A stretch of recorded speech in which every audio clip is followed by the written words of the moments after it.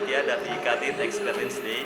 Jadi kami mengundang 6 universitas terbaik di Makassar, yaitu Universitas Hasanuddin, baik Ramalan Rea maupun Goa, kemudian Universitas Negeri Makassar, kemudian Universitas Islam Negeri Alauddin Makassar, kemudian Universitas Muslim Indonesia, serta Politeknik Negeri Ujung Pandang. Target kami adalah 200 mahasiswa per kampusnya.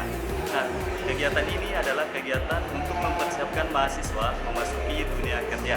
Jadi nantinya kami berharap setiap mahasiswa menjadi lebih siap ketika ingin masuk ke dunia kerja.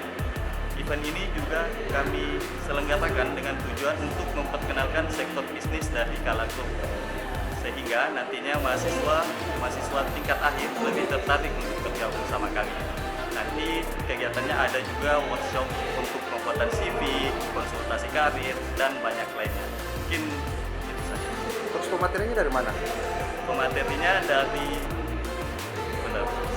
dari Kala Group, 3 millennials dan 3 dari generasi X.